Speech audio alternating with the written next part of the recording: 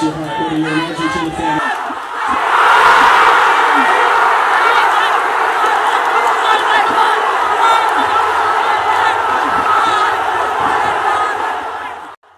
উল্লাস যেন শুধু চ্যাম্পিয়নদেরই মানায় না, তখনও চ্যাম্পিয়নশিপ নিশ্চিত হয়নি। তবে ম্যাচের 112 মিনিটে লাউতারো মার্তিনেজের গোল আর্জেন্টিনা ফ্যানদের অনেকটাই নির্ভর করে দিয়েছিল। চ্যাম্পিয়নশিপের উল্লাস শুরু হলো মূলত ম্যাচের শেষ বাঁশি বাজার পর। আমরা 2021 সালে কোপা আমেরিকা জিতছি, 2022 ওয়ার্ল্ড চ্যাম্পিয়ন হয়েছি। আমাদের ওহান দিবাইরাকে সুন্দর বিলে বিদায় দেওয়া এটাই আমাকে একমাত্র উপলক্ষ ছিল।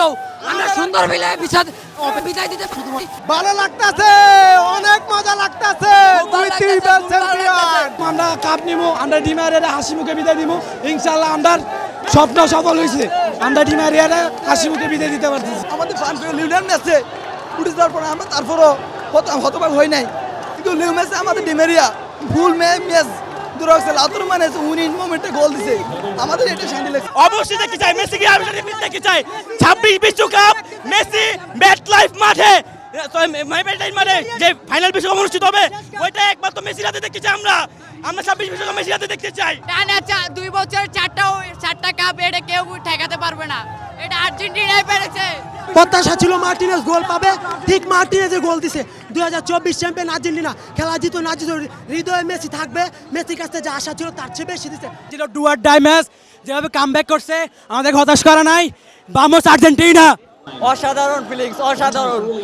ডিমারিয়ার শেষ কোপা এবং মেসির শেষ কোপা, অসাধারণ ফিলিংস। ম্যাচের 25 মিনিট বাকি থাকতেই মেসির উঠে যাওয়া, কান্নার সেই মুহূর্ত, ডি মারিয়ার শেষ ম্যাচ, আবেগ আর প্রফেশনালিজম যেন মিলেমিশে একাকার। অ্যাটাক আর কাউন্টার অ্যাটাকে ভরপুর ম্যাচে প্রতি মুহূর্তে বদলেছে পরিস্থিতি। সবশেষে জয়ী দলটার নাম আর্জেন্টিনা।